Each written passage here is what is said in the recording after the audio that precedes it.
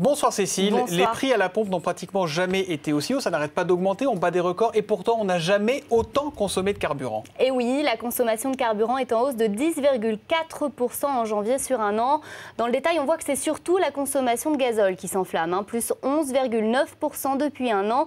Deux explications à ce phénomène. Au cœur de la crise en 2009, tout tournait au ralenti, mais avec la reprise en 2010, la consommation de transport redémarre et donc avec elle la consommation d'essence. Merci à la prime à la casse et au renouvellement du parc automobile. Grâce à ça, les Français ont acheté deux plus grosses voitures plus gourmandes en carburant. Et l'envolée des prix, Cécile, ne vient pas freiner la consommation, c'est important ça. Et non, de manière générale, on consomme de moins en moins de pétrole. Chaque année en France, notamment, on utilise moins de fuel, mais l'essence reste bien une dépense prioritaire des Français, quel que soit le prix. Ce que l'on sait quand on regarde un peu sur les longues tendances, qu'on en a constaté par exemple entre 2002, 2003 et 2008, c'est que malgré une très forte augmentation du prix du pétrole, les consommations augmentaient. Si je résume beaucoup, le consommateur en 2010 a été un petit peu plus riche qu'en 2009 et le fait qu'il ait eu plus d'argent dans sa poche lui a permis d'acheter davantage de litres d'essence, un petit peu plus, on va dire très peu, mais un petit peu plus quand même, malgré le fait que le litre d'essence était plus cher. Sinon, faites comme Cécile, faites du Vélib. L'écho en bref.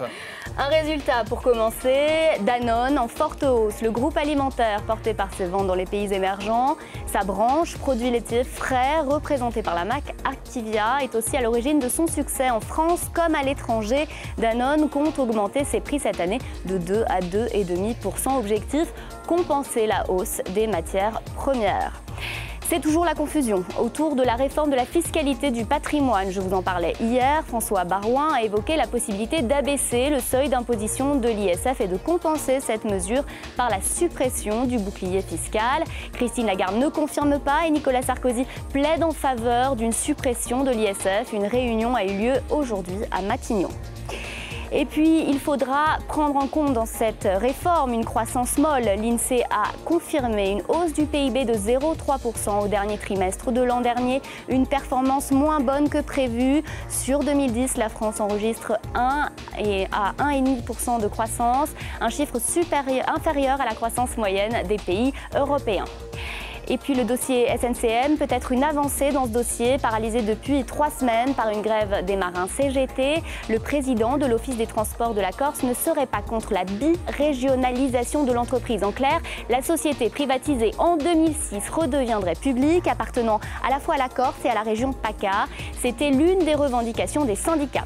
Une sortie de crise est très attendue. L'entreprise affirme perdre 250 000 € par jour.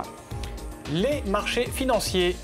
Le CAC 40 termine dans le vert, au-dessus des 4100 points, malgré une série d'indicateurs macroéconomiques mitigés. L'indice parisien a été porté par une série de publications de bons résultats. Plus 0,33, puis on voit que le Dow Jones à New York. Est-ce qu'on peut le revoir, le Dow Jones, s'il vous plaît, à New York? Voilà, baisse de 0,34% il y a quelques instants, à 12 227 points.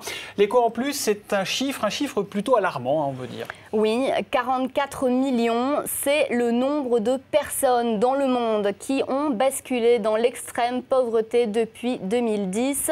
Ils ont moins de 1,25 $ par jour pour vivre et c'est une conséquence de la hausse des prix de l'alimentaire ces 6 derniers mois. Le blé, le sucre, le maïs et les huiles ont vu leur prix s'envoler. La Banque mondiale tire la sonnette d'alarme car les matières premières continuent à augmenter. Merci Cécile.